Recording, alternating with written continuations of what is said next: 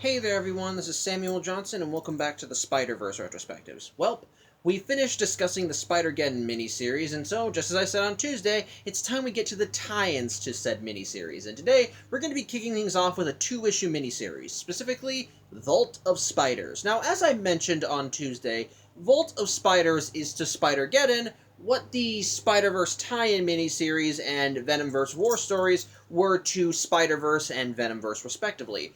Basically, it's a miniseries that focuses on various Spideys from across the multiverse, with both issues being just anthologies of different stories focusing on different spiders in their natural environments, telling tales of how they typically operate in everyday life, how in some cases how they got their powers, so on and so forth. It's basically just a who's who of Spider-Man, and, well, today we're going to be looking at the first issue, as today we'll be kicking things off with Vault of Spiders number 1. And this comic actually has 4 stories to it.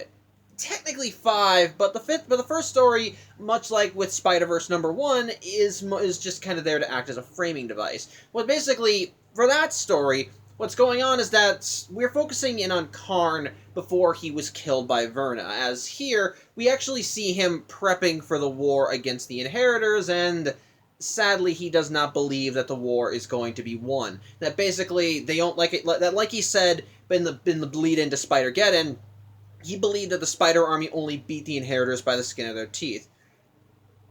Sorry, that was food. And as a result, he truly believes that what they're doing right now is he believes that if the Spiders were to fight the Inheritors now, then it's just going to be a slaughter fest, that they will lose this war and there's no way out of it. However,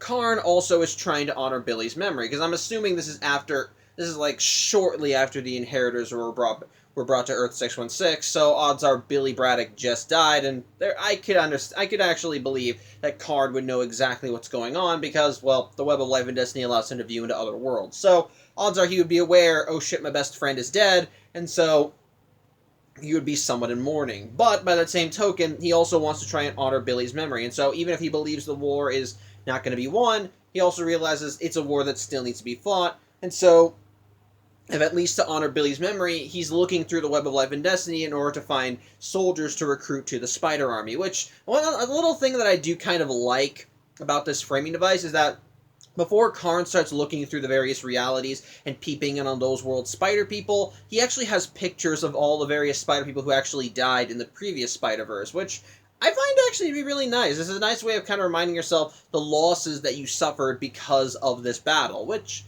it's a very humanizing moment, just kind of taking a moment to honor and remember the dead. Although one of those honored dead was Patton Parnell, and if I remember well, he was still a douchebag, so you know what, fuck him. But the rest of them, yeah, they should be honored well. So, but yeah, that's basically the framing device, and from there, we actually get to the real meat of the comic, kicking things off with the first story, called The Web Slinger. And yes, this does focus on the cowboy Spider-Man, and it's an interesting one, as we actually do learn his backstory in this comic. So, basically, and they don't reveal his name in this story, but basically, the Web Slinger's alias was that he was a traveler by the name of Ponderosa Parker, and he made his living as a gunslinger for a traveling medicine show, and the head of this show was one Dr. Michael Morbius, who basically made his living by selling a miracle tonic that he claimed he learned the recipe to from an Apache chief. Of course, Ponderosa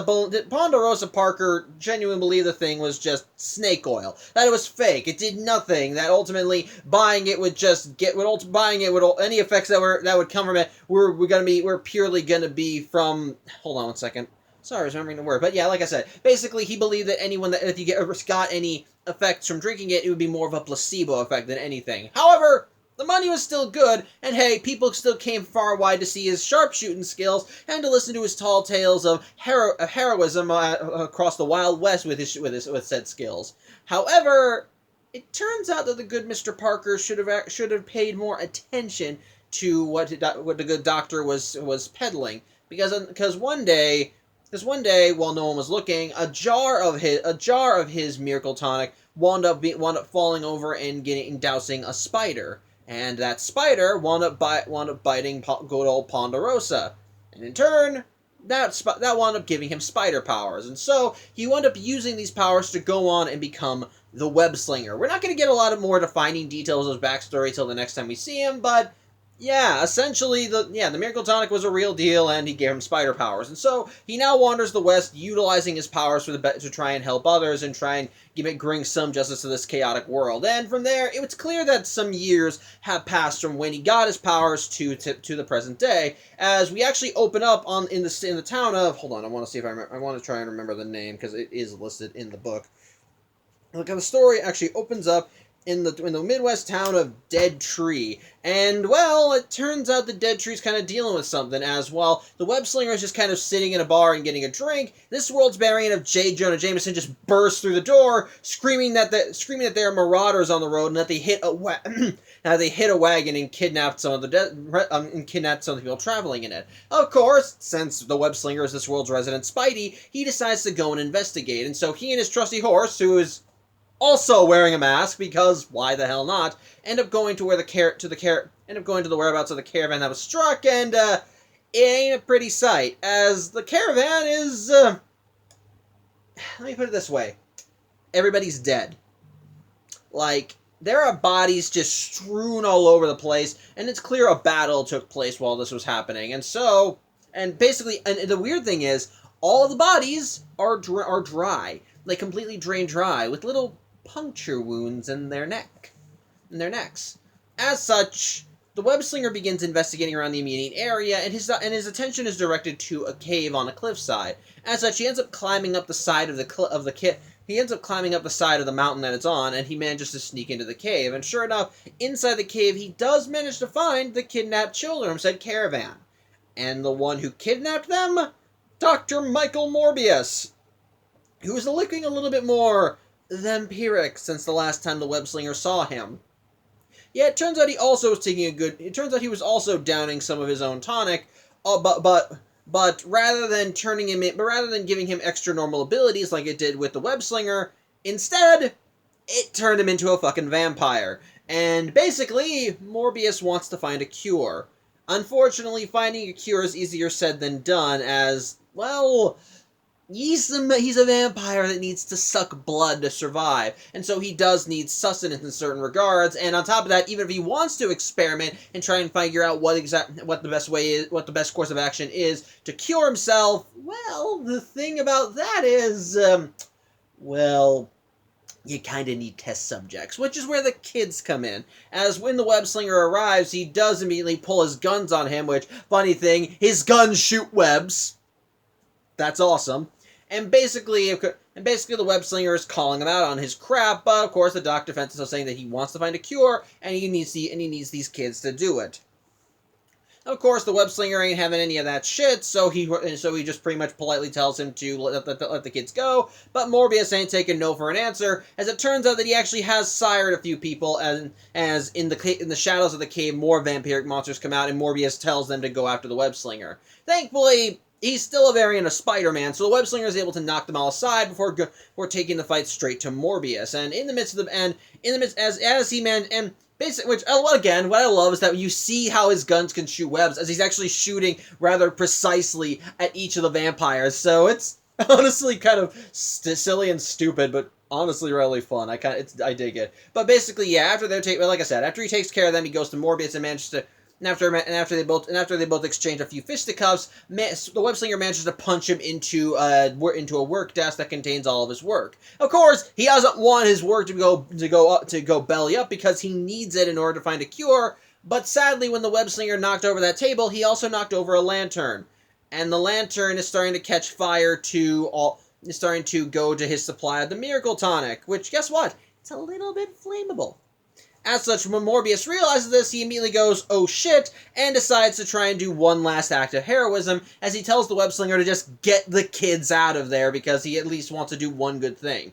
As such, the web slinger is able to get the kids out of there. Throughout this whole thing, these kids are apparently in a trance, so they weren't really reacting to anything, and sadly, even though the web slinger tries rousing them from said trance, they aren't reacting, so he instead just webs them up and starts lowering them out of the cave, then thankfully able to get them out before the place goes kaboom. However, once the place does go boom, the web slinger's horse immediately hears the explosion and rushes to his master's aid, and thankfully finds him lowering the kids to the ground.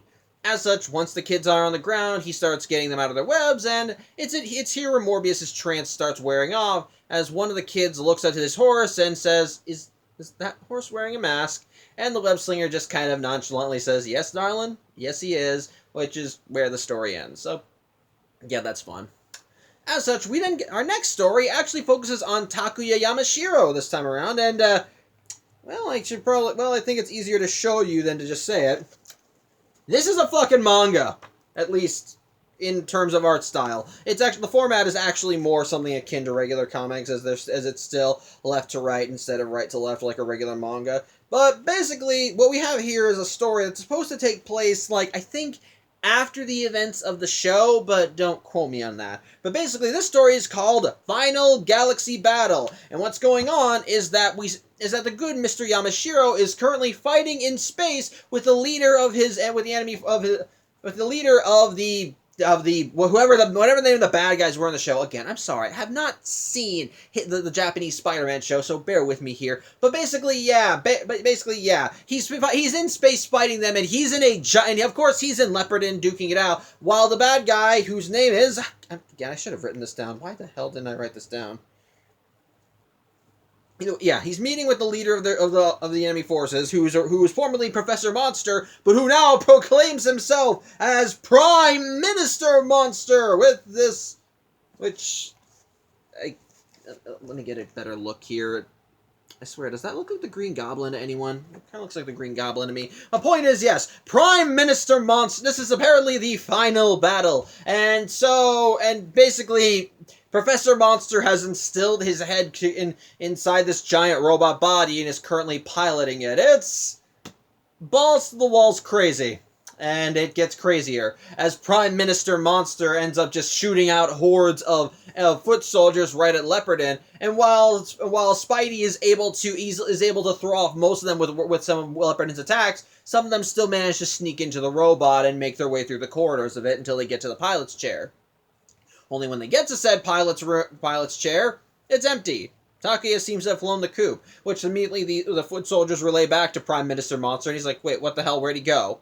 But it turns out that what happened was that Takuya abandoned ship and is now flying in his own flying car, which, yes, is a thing in the Japanese Spider-Man show. As such, he flies the flying car right to Prime Minister Monster's robot body, managing to just burst right in through the chest until he manages to get to Prime Minister Monster's head. And so from there, he just kind of pulls him out of the control unit, and then just through his wrist device, he orders Leopardin to immediately just go sword vigor, as Leopardin pulls out the sword and just chucks it at the Prime Minister Monster's body, while Takuya jumps back into his car and flies back to him. And so the Prime Minister Monster body is destroyed. The foot soldiers, I guess, die, because I guess they were connected to him somehow. And so Takuya brings him back to Leopardin and tells Prime Minister Monster that he will face justice for his crimes, but it will not be on Earth. They are setting a course to Planet Spider, and that's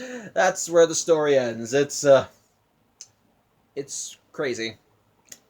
It is truly insane. But anyway, let's talk about something a little less insane. So, ladies and gentlemen, let's turn our attention to a spider person that some of you may find a bit familiar, at least if you've seen Across the Spider-Verse. Ladies and gentlemen, today let's talk about Spider-Bite. So, which, again, if you've seen Across the Spider-Verse, then you should know who this character is. But on the off chance you haven't, allow me to explain her gimmick. Basically, Spider-Bite well, let me put it this way. While she is meant to be a variant of Spider-Man, she's not technically a spider totem. Basically, Spider-Bite's real identity is that of a girl by the name of Margot Kess, whose reality is set kinda sorta in the near future. It looks similar enough to our modern day that you're able to recognize it, but there are some differences. Namely, People tend to do everything online nowadays. I mean, they still have real lives and things they do to pass the time and so forth. Like, they still have classes, they still have jobs and so forth. But people typically like to spend most of their time in VR, in their own little virtual worlds with their avatars, their games, and just basically having a thriving online community. And of course, that's where Margot comes in, as her dual identity online is Spider-Bite, which yes, it is. Which yes, I cannot deny. I love the design. I love her costume as Spider-Bite. Let's see if I can find it. Let's see. Here it is. This is her Spider-Bite costume, which, like I said, it looks pretty damn good. Cool, just a whole blue with the neon webs around it with the red boots. Again, it evokes enough of the familiar imagery one would associate with Spider-Man, while still fitting in with a more technological theme of her being an avatar. And basically, what she does is she just is a superhero to those who she's just a hero to those who need it in the cyber world. Because after all, when you're operating in an online space, there are people who tend to take advantage of that. After all, if you know the right places to dig and know exactly what codes to input, someone can very easily get hacked. And when you get hacked, a lot of things that are yours will tend to ultimately be stolen. Which is where Margot comes in, as when something like that happens, she swoops in as Spider-Bite and starts saving the day. And and she doesn't do it because she's been assigned to this job. It's not like anyone told her, okay, it's your job to do this and help these people. No. She does it because it's something. She does it because she just wants to. She's just a good person, and she likes helping people. And we see in this story in this story, we see her actually doing something like that, as she ends up duking it out with a hacker who managed to steal someone's online identity and use that to gain access to all of their funds. And we actually see this guy as they're reacting, as basically he's sitting in a computer lab and just kind of throwing a fit because someone stole all of his shit. Which of course, since they got access to all his financial records and so forth, means they also have access to all of his finances, all of his personal stuff. Basically, his life is almost ruined. But thankfully, as this hacker is enjoying the spoils, that's when Spider-Bite comes in and chases after him. And of course, as a hacker, he changes the settings of his avatar, so he actually looks like a typical bank robber, like red and black clothes, the hat, and of course, he has a money bag that contains all of the stolen stuff. As such, Margot ends up chasing him throughout cyberspace, which everyone recognizes Spider-Bite, but of course, the hacker, being a hacker, is able to manipulate the cyber landscape, and he's able to manipulate the cyber landscape well enough to try and escape. But Margot's just as equally intelligent, as she immediately warps herself to his location and cuts him off. As such, she ends up kind of fighting it out with the guy, but he manages to escape as he reaches the end of a ledge and thinks he can just jump off and escape. But it turns out that Margot left a trap, as he immediately just jumps right smack dab into the middle of a web of her design, which ends up hacking his avatar and causing him to look like how he's supposed to. As such, Margot ends up taking the funds he stole back and immediately alerts the cybercrimes unit about his location so they can come in and give him his due punishment. As such, she sends the funds back to the guy who lost them, who immediately is just overjoyed they're back, to the point where he has tears in his eyes, which I don't blame him. While in the real world, Margot's friends come to pick her up from the computer lab, and as she leaves, she sees the guy as he's just relishing, and she has a smile on her face. So that's that. It's a cute story. But of course, the final story is a lot less fun, so to speak. Not bad, but not as cheery, so to speak. As, ladies and gentlemen, it's time we look at the tale of the Savage Spider-Man. And allow me to explain something from the Marvel Universe. Well, because for those of you who don't read the comics, in the Marvel Universe, there is a place in the world called the Savage Land, which is basically supposed to be a land that is stuck in time, so to speak. I mean, not really stuck in time, but kind of, sort of. Basically, it's called the Savage Land because it's just free jungle in this whole place. It's just wild, savage, and the only things that live here are just savage, are either tribesmen or savage beasts. And basically, just if you go into this place, odds are, if you're not properly prepared, you ain't walking out unless you're in the belly of a saber-toothed tiger. which is where today's Spidey comes in. As in the main Marvel universe, the Savage Land has a protector, a man by the name of Kazar or Kazar. I don't know how his name is pronounced. Basically, he's the protector of the Savage Land, and basically, if anyone tries invading the Savage Land and tries exploiting its natural resources for their own game, whether it be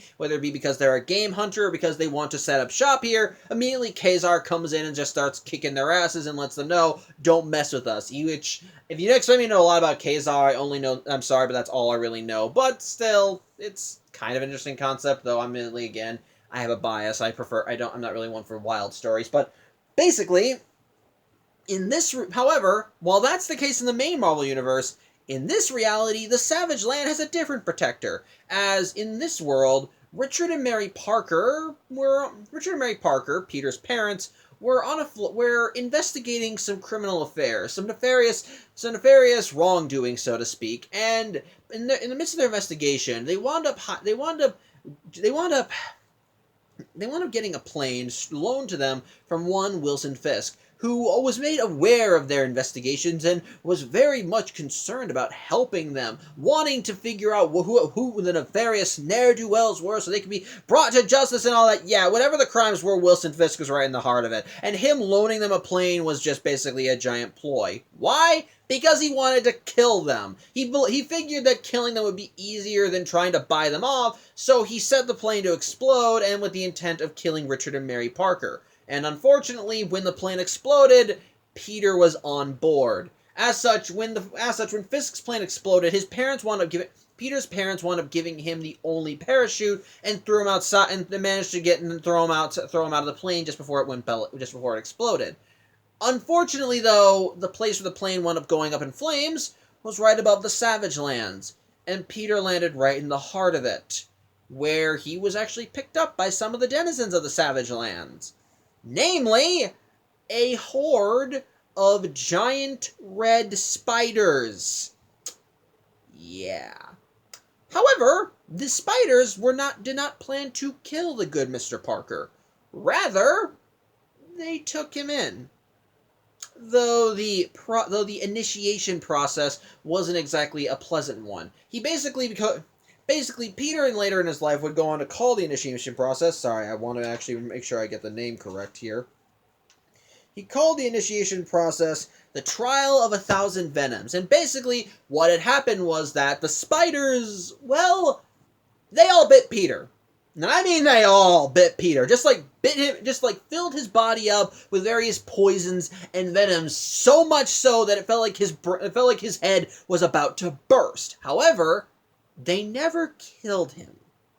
Basically, they'd fill him up with enough venom so that he'd feel like he was about to die, but then they'd always stop just before he'd get to the point where he would. And as such, his body would soon heal, and from being bit, he'd become back stronger, more agile, better, so to speak. And from there, the spiders just kept doing it. Over and over and over. Every time bringing him right to the brink of death and then stopping, allowing him time to heal. And every single time, he kept getting stronger and stronger and stronger, till finally, after years, he finally became strong enough to defend the Savage Lands, as all those spider bites changed his metabolism something fierce, as he now stands as the Savage Spider-Man, protector of the Savage Lands. And, well, as a nice little juxtaposition, it turns out that Kazar does in fact exist in this universe, as in this story, the Savage Spider-Man is swinging around the Savage Land because, guess what? It has a few new visitors, and one of those visitors is, would you believe, coincidence of all coincidences, Wilson Fisk, who is of course here to do some game hunting. And his guide is this world's version of Kazar, who in this reality is this world's equivalent of Kraven the Hunter, which I find weird, but whatever. I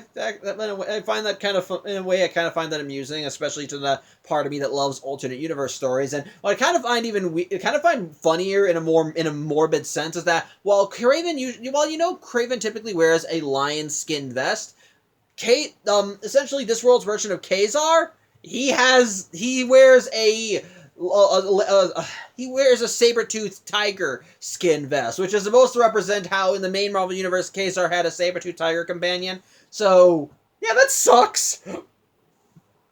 But either way, Peter has apparently had a few run-ins with Kazar in the past, and so this is Peter's chance to finally take him down, as after the Kingpin manages to shoot a T-Rex in his hunting, he and Kazar end up growing closer to try and get their kill, but unfortunately they end up tripping a trap. Thankfully, Kazar manages to push the Kingpin out of the way, but in turn it causes a Brontosaurus skeleton to fall on top of Kazar, which doesn't kill him, but it does keep him trapped. As such, he tells Wilson Fisk to run because he knows that this was meant to be because he knows what this was meant to be, and so Wilson Fisk manages to run back to the plane, but unfortunately for him, the good Mr. Parker manages to swing his way through the treetops and so forth before managing to land right in front of Wilson just before he can get on his plane. Which it turns out, Wilson Fisk is actually happy to see Peter. Why?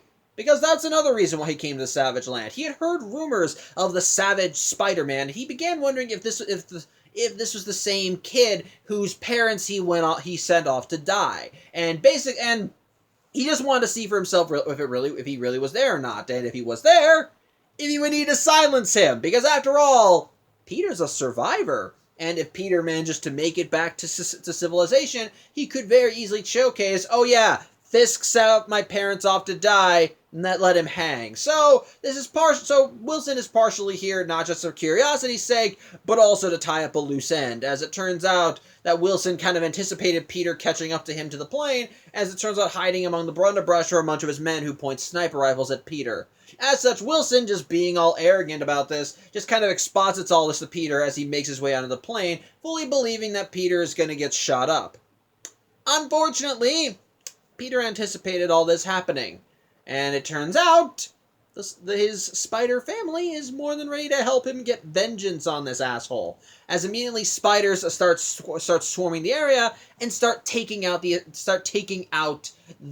Kingpin's men, biting them on the neck, paralyzing them, just starting to eat them alive before they start descending on the plane. And while Wilson is getting the thing ready to take off, they manage to swarm inside, and well, the last thing we see of the plane is it getting overwhelmed by spiders, which begin ensnaring it in a web, while the Savage Spider-Man just swings away, ready to let his prey feed his newfound family. So there you go. That's the end of the story and the comic. So thoughts on the issue? Like with the Spider-Verse miniseries in Venomverse, I find this to be a very interesting assortment of tales. And like with those stories, it's very cool to see all these different versions of the tale of Spider-Man filtered throughout all these different scenarios. And the way each one interprets it is honestly pretty unique and interesting. So, of course, like with those other stories, let's talk about my thoughts on each of them. Starting, of course, with what was the first one again? The Webslinger story. This is a story. Now, here's the thing: the Webslinger story is admittedly a concept that was kind of hard to kind of put pen to paper, because after all, the very idea is kind of a silly one. It's supposed to be a wild western Spider-Man. We all shoot him up with the gunslingers and the lawman and all that crap. So he basically so the concept alone sounds kind of silly and stupid. So the idea of putting pen to paper and showcasing how such a Spider-Man came to exist, it's easy. It's not something you can take lightly. But thankfully, I think the story does it well. In a way, it's still a little hard to take seriously because basically he's a Western law, because the Webslinger is literally just a Western lawman wearing a Spider-Man mask, riding a horse, also wearing a Spider-Man mask. But the way the story is told, it really does feel like a gritty Western story, because basically the whole story is told with the Webslinger providing his own inner narration, and the way they kind of reveal everything as the story goes along is actually a pretty good one. The way they introduce him by just sitting in a bar as this world's version of J. Jonah Jameson comes in and lets them know about what Morbius did, and basically him being curious as he takes his horse and goes to check it out, and the first thing he sees is just several It's just several people from this that were riding in this carriage, all dead and drained completely of their blood. It's a rather horrific sight, and it's a very much a tone setter, and it makes you uneasy to know what exactly is going on. But the way the web slinger handles it, it makes him, he feels cool, collected, like he's used to this dark reality going on, and so he knows whatever it is he's about to face, it's probably not pretty, but he's got to face it, because after all, it isn't people are relying on him, so he does. So whether he wants to do something or not, he has no choice. So I like the way they set that up, but but at the same time, it still offers some sense of whimsy to it, because again, this is a Western version of Spider-Man, and they still kind of embrace the silliness to a small degree, like the fact that his web shooters are his literal guns, and they shoot out webs out from them, which. That's funny. That's amusing. I like that. It's great. It's great. And even the finale of the story, when he does manage to get the kids when the first thing the kids ask is, "Hey, is your horse wearing a mask?" He's like, "Yes, little darling. Yes, he is." That's actually pretty sweet, and it kind of helps. I think that's another reason why he even, and kind of going off of why the web slinger does what he does, it kind of makes sense why he would adopt such a colorful persona, because in his opening narration, he talked about how cold and unforgiving the world is, and how part of the reason he does what he does is because the world needs someone to help put things right, to help bring some light to the world. And so what better way to kind of showcase that than by having a guy in a silly getup just going around doing good, which in a way is a good way to kind of throw people off. That people would see him wearing the red mask with a teardrop eye holes and webs across it, and they'll think, "Oh, this guy isn't anything too serious. We can take him." But then suddenly he starts kicking their asses as he actually showcases superior talent and strength and agility, and actually shows how adept he is with his guns, as he's able to just expertly take them out with some well placed shots. I like that. It's a nice little way. It's in juxtaposition, and the way the story handles it, it's actually really entertaining. I dig it. I dig it. So and the way they help us to establish how this version of Spider-Man got his powers through somewhat mystical means, like through the miracle tonic. I honestly think it works. I actually do think it works and helps, and I think does fit into the whole idea behind a wild Western Spider-Man. So overall, I dig it. I dig it. I think the narration from the web slinger fits well and helps setting the tone. The story itself does have some serious grounding, while still not forgetting the overall kind of comedic nature of having a Western version of Spider-Man. But at the very least, it takes itself seriously enough that you can still get invested in the story, but still reminds you that it is indeed a Spider-Man story, but still managing to slip in some light bits of humor, while also having a perfectly nice happy ending that ultimately showcases, despite the serious situation, this is a good man trying to do a good work, as even by the end, when he saves the kids, he's all friendly with them, and even lets them see his horse. It's some nice cute stuff. As for the final Galaxy Battle story, which at least I think that's what it's called. I'm sorry, I have to keep checking on that. What is the story called? Yeah, Final Galaxy Battle. This one is balls to the walls crazy, and I kind of love it for that. But I'm speaking as someone who has not seen a single episode of the Japanese Tokusatsu Spider-Man show. I've only seen clips here and there, and I only know certain aspects of it from what's been released online, like with the honest trailer for said show.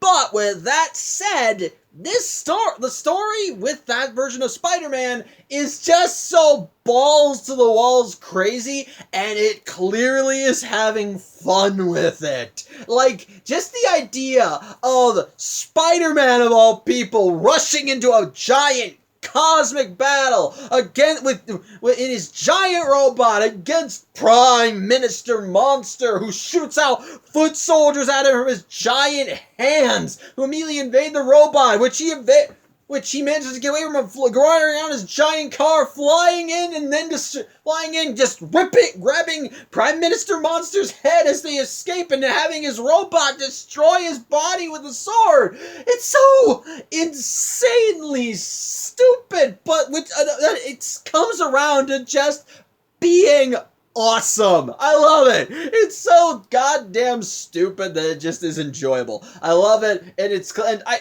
don't really have a lot more things to say about it. It's just one of those stories that just embraces all the insanity it can and has fun with it. It knows exactly what it is, it has fun with it, and doesn't give two shits it doesn't give two shits about being grounded in reality. It knows what it is. It's a giant robot fight with Spider-Man as the hero, and it loves it, and it just goes all the way with it. So, you know what? Props to that. Short opinion, but yeah, that's a damn good story. As for the Spider-Bite story, this one I think is it's just a nice little day in the life story. Basically, the whole crux of this story is just Spider-Bite just helping a guy out. After all, what kicks the events of that story off is that a guy had his account hacked and had his personal information and finances stolen, and thus Spider-Bite just offers a helping hand. From there, we don't really get anything too big with her story. It's just her helping this guy out, just finding the guy who stole his information and property, and just trying to bring him to justice, tracking him down, outmaneuvering him until she eventually can capture him and make sure that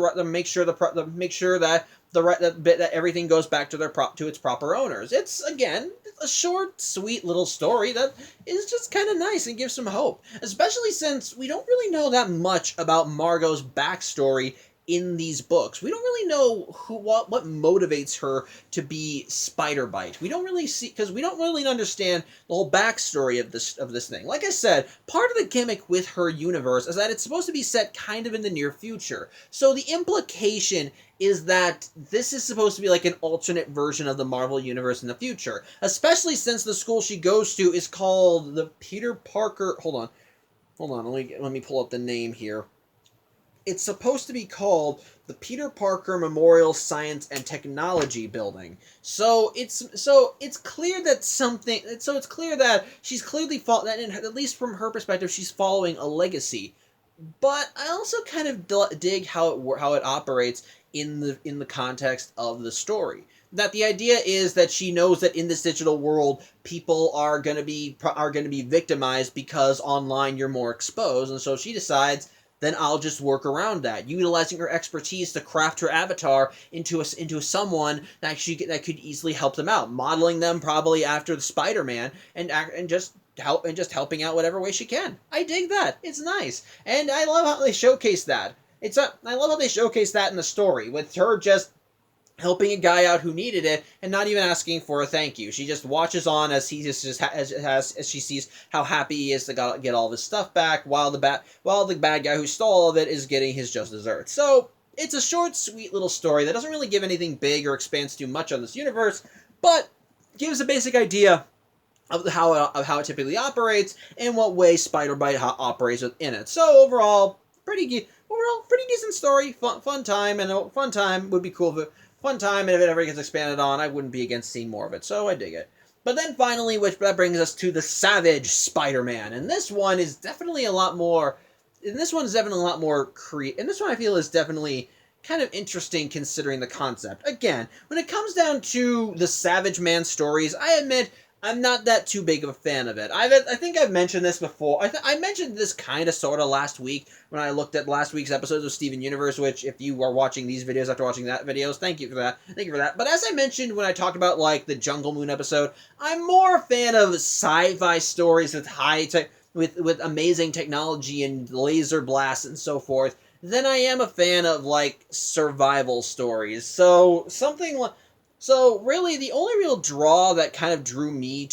thing that really drew me to the Savage Spider-Man was that he was an alternate version of Spider-Man. And to be fair, I do kind of like how creatively they integrate him into being the protector of the Savage Land. That basically he arrived in the Savage Land and was taken in by spiders that just began little by little building him up and making him stronger by intentionally injecting him with venom that would be enough to almost bring him to the brink of death, and then from there he would get just stronger and stronger until eventually he could become the Spidey until he became this world's equivalent of Spider-Man. So I dig that. That's creative. That's creative. But the real part of the story for me is just how radically different this version of Spidey is because of growing up in the Savage Lands. This version of like, the whole story is just kind of narrated from his point of view. And this Spider-Man is very true to his name. He is a savage Spider-Man. He isn't quipping. He isn't joking. He isn't just running around showing off. He is basically a warrior. And he is here to do a job. Protect his home. And he's willing to do any means to accomplish that goal. And that, of course, means that anybody that dares harm the Savage Land is probably going to get hurt, as she showcased with Kazar and the Kingpin, though between the two of them, the Kingpin wound up getting off worse, because Kazar, based on Peter's inner monologue, is someone that he's dealt with before, and he'll probably end up dealing with again. Whereas the Kingpin, well, that bastard killed his parents. He is not getting off scot-free. So, admittedly, that for me is the big draw. And the fact that in this reality, Spider-Man has such a connection with these spiders that they're able to go to the Kingpin's ship, go to the Kingpin's plane, and just completely overrun it, while the Kingpin himself is now nothing more than just a fly in their web. It's honestly pretty sad. It is, well, savage. It's creepy. It's scary, and just very imposing as we see this. And with the final shot of the comic, or the final panel of the comic, just seeing the Kingpin's plane be overrun by all these spiders, while Peter just swings away, knowing exactly what's happening on there, but not giving two shits. It's just dark and rather creepy. So, admittedly for me, that's the draw of the story. That's what I like seeing. I just kind of like seeing how this version of Spider-Man developed in the environment he did. But with that said, and I admit this is completely because of my personal bias, if it wasn't for that, I probably wouldn't be drawn in. I freely admit that while I have nothing against the character of Kazar, I'm also not really one to go out and want to read more stuff about him. I'm the guy that only reads about him when he's a supporting character in someone else's book. Like, the first time I was exposed to Kazar was in the Deadpool Merc with a Mouth maxi series, when Deadpool was ordered to go into the Savage Land to find the head of his zombified counterpart from the Marvel Zombies universe.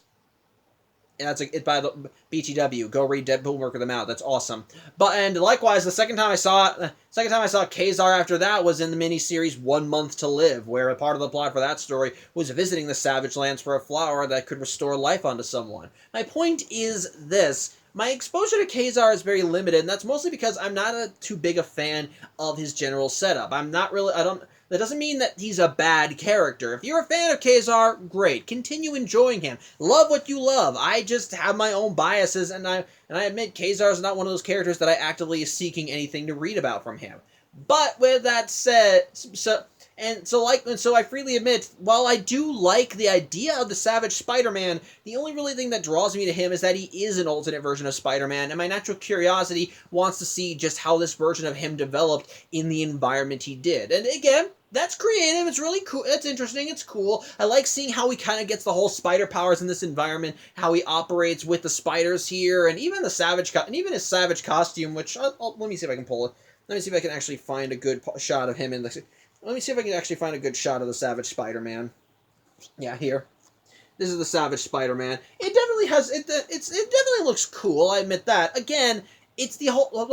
Again, for me, the whole draw is just seeing how this version of Spidey operates in this environment. If it were literally if it was not Spider-Man, if it was just regular Kazar, I bet I probably wouldn't be as interested. But for what we do have in the story, it's still pretty good, and it's still fairly entertaining, and definitely is kind of a much darker and scarier take than what you would expect from the character, which again makes sense when he's called the Savage Spider-Man. So on the whole, is good, but I openly admit that because of personal bias, if Spider-Man wasn't here, probably would not interest me as much. So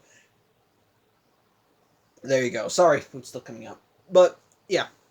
That's really it. That's really it. To summarize, first story, First story, actually pretty good with the premise that it has. The second story, balls to the walls insane, and I love it for that. Spider Bite story, a cute little story that just kind of sets up the whole general idea of the world without getting too deep into it. And the fourth story, a very interesting idea with some very dark tones and settings, but ultimately one that I admit that while it does work in a general sense, probably wouldn't grab me as much if it was not Spider-Man. So I'm sorry if I angered anyone with my opinion. Again, I'm sorry if I angered anyone with my opinion. I really do. Like I said, this is just my personal bias. That does not mean this is de facto what you should be going on and all that crap. Just because I like it, just because I like or dislike a certain just because I like or dislike a certain setting doesn't mean that I expect you to like or dislike based on that. I expect everyone to have their own differing opinions, and if your opinion's different from mine, good on you. I hope you continue enjoying it. But either way, like I said, though, all the stories in one way or another are enjoyable and entertaining. And if you are interested in reading Volta Spiders #1 and checking their stories out, I recommend it. You're probably still gonna have a good time. So there you go. I can't really think of anything else to say. Like I said, I'm sorry if I angered you with my opinions, but I still hope you enjoy the video regardless, and I hope to see you on Saturday as we look at issue 2 and check back in with a few more Spideys. One of which is one we saw in Spider-Geddon. One of which will be a revisit from both Spider-Verse and Spider-Geddon, and one that's an original Spidey that was created exclusively for the next issue. So till then, I hope you have a good evening. I'm Samuel Johnson, and I'll see you on Saturday. Take care.